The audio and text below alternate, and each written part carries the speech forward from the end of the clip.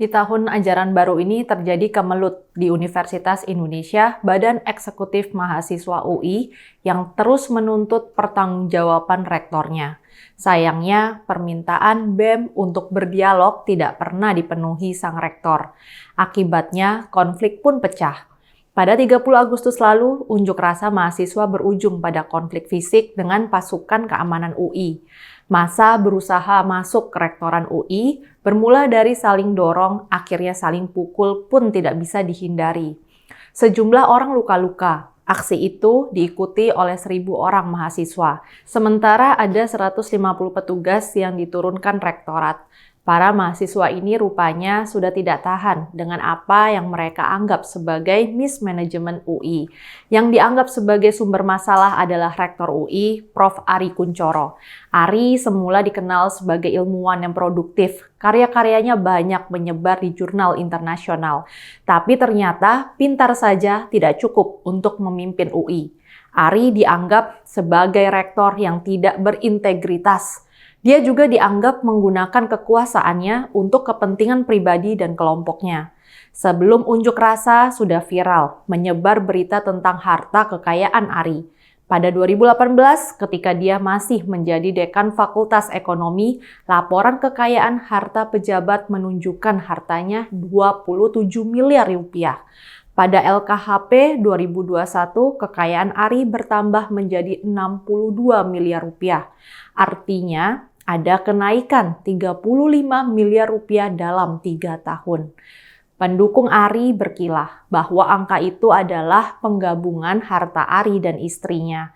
Istrinya bekerja di industri keuangan dan sudah menjadi kepala eksekutif di suatu lembaga penjamin simpanan.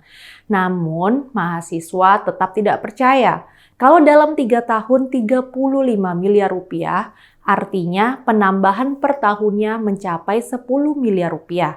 Ini menjadi tidak wajar, mengingat gaji rektor tidak lebih dari 100 juta per bulan. Kalaupun istri Ari bekerja di industri keuangan, berapa sih gajinya sehingga dalam 3 tahun bisa mengumpulkan sebegitu besar? Jadi, datang dari mana pelonjakan tiba-tiba itu? Karena itu, suasana UI sudah memanas, BEM UI sudah bersuara. Mereka meminta rektor menjelaskan secara gamblang bagaimana ia bisa mendadak kaya raya. Permintaan itu tidak dijawab. Kemudian ada momentum 1000 hari masa kepemimpinan Ari pada akhir Agustus itu. Mahasiswa pun kembali bergerak. Setidaknya ada 4 tuntutan yang disuarakan mahasiswa. Yang pertama, soal pembatalan statuta UI. Yang kedua, soal kekerasan seksual di kampus. Ketiga, masalah biaya pendidikan yang tidak ada keringanan dan malah melambung tinggi. Keempat, kasus-kasus pembunuhan mahasiswa UI yang hingga 7 tahun ini belum selesai, yaitu Aksena Ahad-Dori. Pada demo itu, Ketua BEM UI, Bayu Satria Utomo, menuduh rektor tidak fokus pada persoalan-persoalan internal UI. Bayu menganggap penambahan harta rektor UI Ari Kunchoro menjadi bukti bahwa selama 1000 hari masa jabatannya, Ari hanya fokus menambah kekayaan. Bayu meminta dalam 2 tahun sisa rektor UI menjabat, ia bisa mengerjakan PR di dalam UI sendiri. Sayangnya, Ari tidak bersedia memberikan komitmen itu. Apa yang diminta mahasiswa ini tidak mengada-ngada. Yang paling utama menjadi sasaran kecaman mahasiswa adalah adanya PP nomor 75/2021 tentang Statuta UI.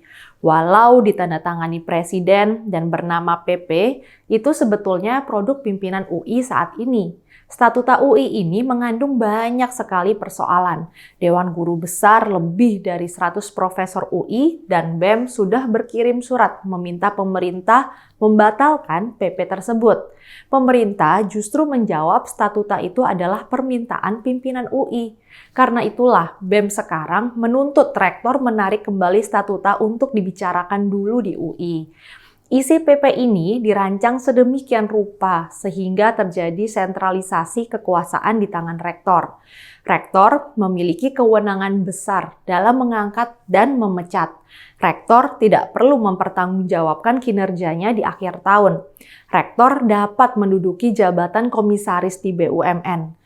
Majelis Wali Amanat bisa diisi oleh para wakil partai politik, padahal MWA yang adalah organ tertinggi yang berwenang untuk memilih rektor dan menetapkan kebijakan umum UI menurut statuta.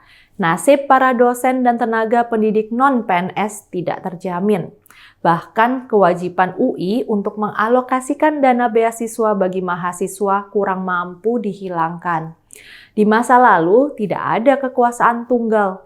Rektor berdiri sejajar dengan dikontrol Dewan Guru Besar dan Senat Akademik. Dalam statuta ini, prinsip saling kontrol itu dihilangkan.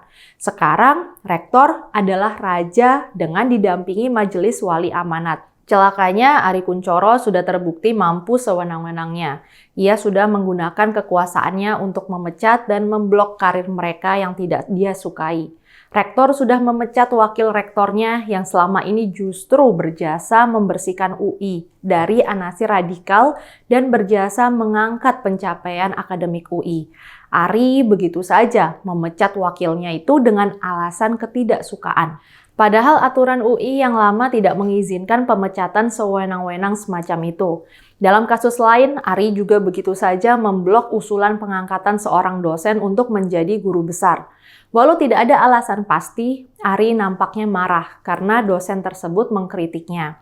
Persoalan lain ada pada soal MWA. MWA adalah sebuah organ non-akademik di UI yang memilih rektor dan menetapkan kebijakan umum UI. Statuta baru ini mencabut aturan lama bahwa MWA tidak boleh diisi orang yang berafiliasi partai politik. Dengan kata lain, sekarang dimungkinkan wakil parpol untuk menjadi anggota MWA dan memanfaatkan UI. Para politisi akan bisa bermain, mengarahkan UI sesuai kepentingan politik mereka. Jadi protes BEM sangat mendasar. Begitu juga dengan soal kekerasan seksual. Sudah 1 tahun Mendikbud mengeluarkan peraturan tentang pencegahan dan penanganan kekerasan seksual di lingkungan perguruan tinggi. Dalam peraturan itu dikatakan bahwa setiap universitas harus memiliki Satgas PPKS. Deadline pembentukan PPKS adalah 40 hari setelah peraturan itu diluncurkan. Di UI sampai saat ini PPKS itu belum terbentuk. Prosesnya baru sampai pada peresmian Panitia Seleksi Satgas PPKS pada 16 Agustus 2022 lalu. Jadi, mahasiswa marah karena rektor seolah membiarkan terjadinya tindak kekerasan seksual yang memang sudah berulang kali terjadi di UI.